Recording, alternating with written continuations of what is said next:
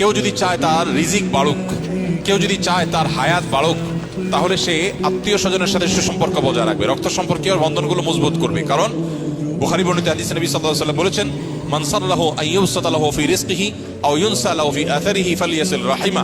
যে চায় তার রিজিক প্রশস্ত হোক, তার হায়াত বাড়ুক, বরকত হোক, তাহলে সে যেন তার রক্ত সম্পর্কীয় সম্পর্কগুলো বাড়ায়।